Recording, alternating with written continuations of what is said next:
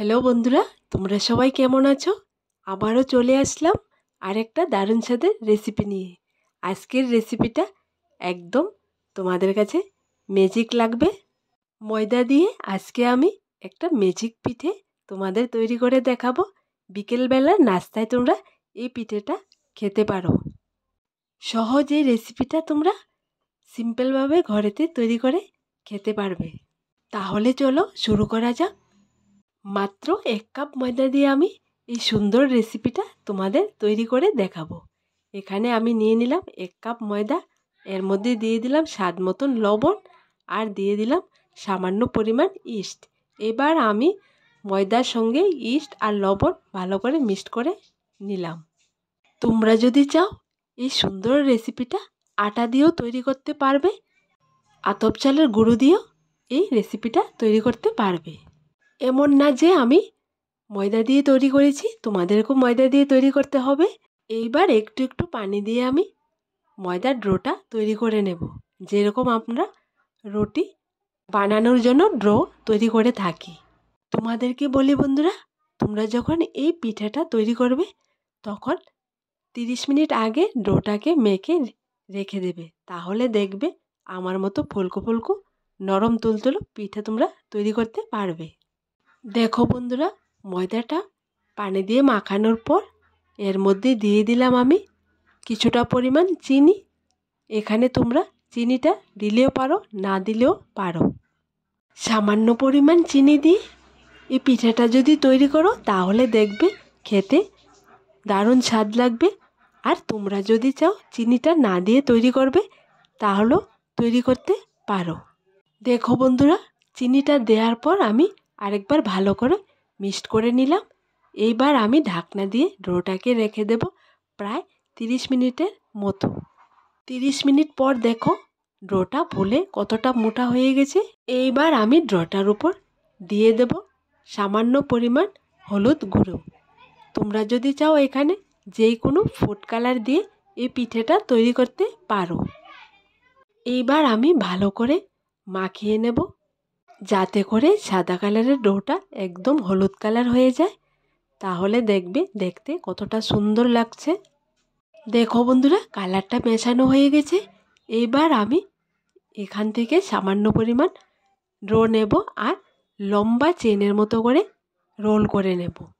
হাত দিয়ে ডলে ডলে লম্বা চেনের মতো করে নিতে হবে।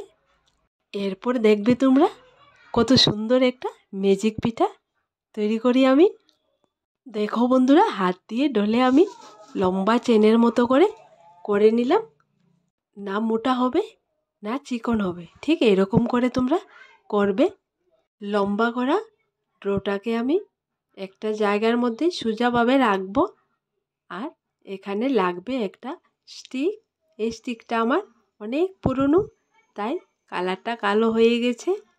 তোমরা এই স্টিকগুলো বাজার থেকে কিনতে পাবে বা যেই কোনো এরকম গোল স্টিক হলে তোমরা এই পিঠাটা তৈরি করে নিতে পারবে। এরপর আমি দেখো এরকম এক সাইড থেকে চেপে চেপে অপর সাইডে নিয়ে যাব। দেখো কতটা সুন্দর একটা ডিজাইন হচ্ছে।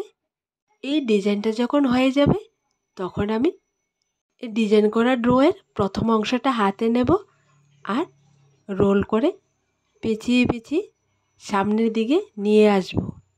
তখন দেখবে সুন্দর একটা ফুলের ডিজাইন হয়ে যাবে আর দেখতেও খুব সুন্দর লাগবে। আশা করি আজকের এই ডিজাইন করা ফুলের ময়দার রেসিপিটা তোমাদের কাছে খুব ভালো লাগবে। ডিজাইন করা হয়ে গেলে একদম লাস্ট যেটুকু থাকবে পেছন দিক দিয়ে একটুখানি আঙ্গুল দিয়ে টিপে দিলে হবে। দেখো বন্ধুরা, একটা পিঠের ডিজাইন করা হয়ে গেছে। ঠিক একই রকম করে আমি বাকি পিঠেগুলো তৈরি করে নেব। একই রকম করে আমি সবগুলো পিঠে তৈরি করে নিলাম। দেখো পিঠেগুলো দেখতে কতটা সুন্দর হয়েছে। সবগুলো পিঠে তৈরি করার পর আমি উপরের সাইডে একটুখানি রেড ফুড কালার দিয়ে ডিজাইন করে নেব, তাহলে দেখবে পিঠেটা আরও সুন্দর লাগবে দেখতে। এখানে উপরে যে আমি ডিজাইনটা করেছি রেড কালার দিয়ে, তোমরা তোমাদের পছন্দ মতো করতে পারো। দেখো বন্ধুরা, পিঠেগুলো পুরোপুরিভাবে একদমই কমপ্লিট। এবার আমি পিঠেগুলো স্টিম করে নেব। এখানে স্টিম করার জন্য আগে থেকে চুলো একটা হাঁড়িতে পানি বসিয়ে রেখেছিলাম। পানিটা ফুটে গেছে। এইবার আমি নিয়ে নিলাম একটা স্টিমার। এখানে স্টিমারের মধ্যে আগে থেকে সামান্য তেল ব্রাশ করে রেখেছি, কারণ পিঠেগুলো না হয় উঠানোর সময় ভেঙে যাবে, তাই তেল ব্রাশ করে নেওয়াটা খুবই জরুরি।